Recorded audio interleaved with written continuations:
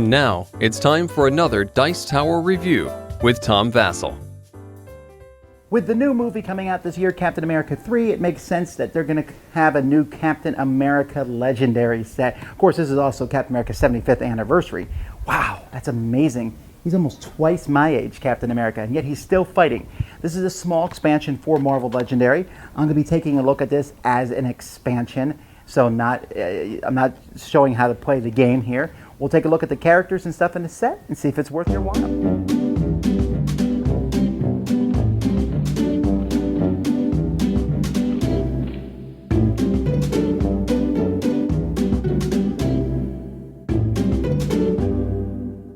So first we're going to talk about, there's 4 new schemes in here.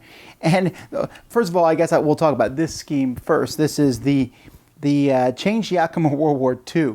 Essentially, you change the city into different countries when each twist comes up. And the size of that country is different, 4, 3, 6, 3, 5, whatever. They're different spaces. And if someone escapes that, then that country has fallen. It's really wonky, but hey, they managed to get World War II into this. I do like this one a lot, where there's evil SHIELD officers, and I also enjoy this one quite a bit, where you go back in time to kill heroes' ancestors. Essentially, in this one, you're going to be drawing a random hero, and when that hero shows up underneath in the headquarters, they're all killed. And if you lose all your headquarters, you're out. So you have to be really careful. Not only that, but it's going to get rid of a hero that you like, which will switch each time a twist comes up. All right, there's 2 new masterminds in this game. The first one is Arnim Zola. Now, I'm a comic book fan, and I like Marvel Comics a lot, and I've read a lot of them. And I still don't know who this guy is, and that's because I think he's from the Silver Age of comics. So let's talk more about what he does. He has here the Ultimate Abomination, and you can see one of his guys here, Captain Zolandia, also has Abomination. Now, Abomination means when this character moves through the city, they're going to look underneath them at the hero that's there. So let's say this hero is underneath them here. Then we look at the attack thing of there, so that's a 2, and that is added to their fight value. So this would be an 8.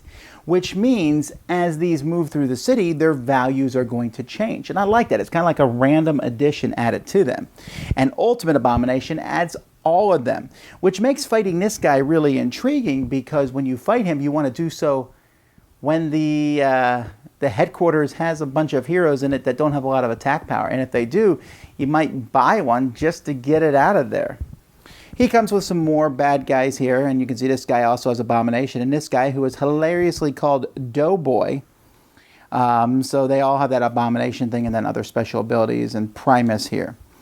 The other main bad guy in this set is Baron Zemo. Now, more people have heard of this guy, and with him, he introduces the word Savior. In this game, you will be a savior if you have 3 or more civilians that you have rescued. When he's around, you can always spend 2 stars to rescue a bystander. And then he gets +8 unless you are a savior. So he's 17 unless you've rescued 3 bystanders, and his master strikes are going to take bystanders out of your deck. That being said, he's one of the easier guys to fight in this game. Which I think is good, because not every mastermind needs to be super hard, but he does promote the saving of citizens and civilians, which is something that I've always enjoyed. In fact, we also have his crew here, the Masters of Evil. They have ambush on them, most of them, actually all of them, and they're all about capturing bystanders and things like that, which is great because, again, that means you have to fight them to get bystanders. And I like the whole bystander dynamic of Legendary, so this is good to have in the game. All right, so let's take a look. There's 5 heroes with this game. First, we have the old Captain America 1941. You'll notice that this card here has the Savior ability. So when you play this, if you played another Avenger card, you rescue a bystander. And if you are a Savior, which means you've saved 3 citizens, you also draw a card. This one here has Man Out of Time, which you can do if you've played another Strength card. Man Out of Time is a really cool special ability because apparently you're like going back and forth all the time. Essentially what it means is you can play the card twice. You play it now, and then you save it, and next turn you play it again. Oh man, what a fun special ability. They're like the orange cards from Dominion. I like these very much. Even this one here, which is pretty simple, just +1 for each hero class you have, and then man at a time, an automatic man at a time. So this is going to be, let's say I have 3 hero classes, a +3, and the next turn another +2, but I get to play it twice. This one here is man at a time if you're a savior. So if you have 3 or more in your pile, then it's going to be +5 2 turns in a row. That's worth 8. Then we have the new Captain America, the Director of S.H.I.E.L.D., who again, if you're a savior, man at a time. Here's another savior, +1 for each hero class, is very similar to the other one. And then here, I don't know what I think about this one because you need so many of these shield symbol cards in play to activate these cards. But this one, man, I love this one. Rescue a bystander. If you're savior, get +3. So rescue a bystander, which it puts you on the way to being a savior, and then a 7 attack likely. Yeah. Another Captain America. This is the new Captain America where Falcon has become Captain America in the comics, which is a cool changing of the story, or continuation of the story, I suppose, because he's the director of S.H.I.E.L.D. and Falcon has become Captain America. And so he's more of a straightforward character. Once per turn, when someone gets a wound, you can reveal this card and rescue a bystander instead. Oh, that's a new card.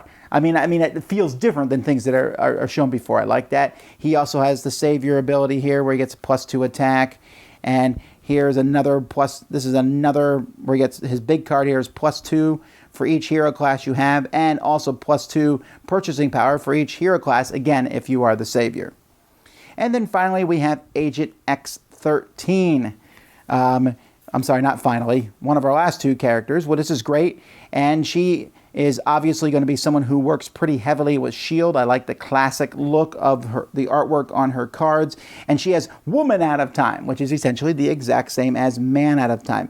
This one's interesting, though, because it gives you a S.H.I.E.L.D. officer or gives you +2 attack. That's pretty cool. And it can be played twice.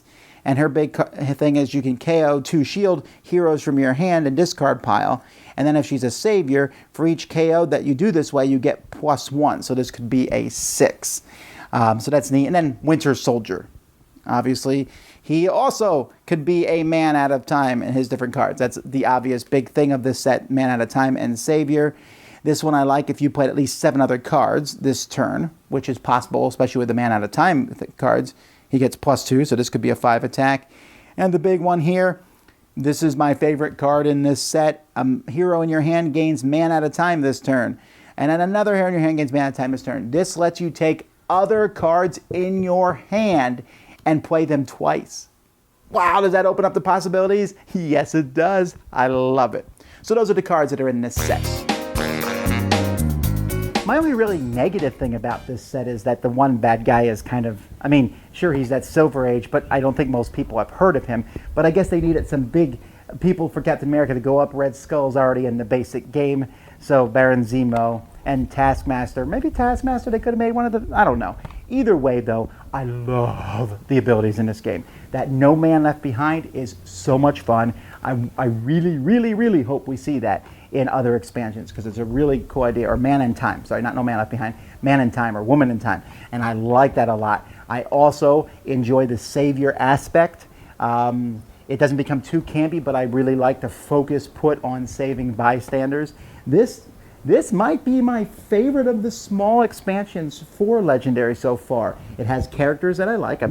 Captain America, he's in here twice. But it's surrounded by his team, and it also spans, I guess that makes more sense with the Captain America 75th anniversary. They got something from the very beginning, and then they got stuff that's right now.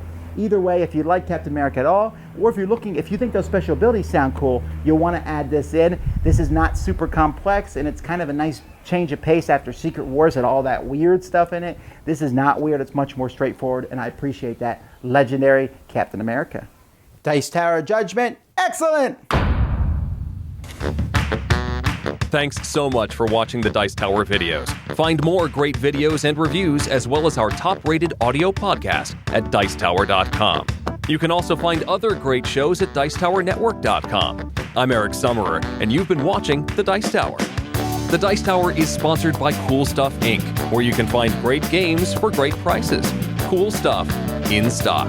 Check them out at CoolStuffInc.com. Shut the door.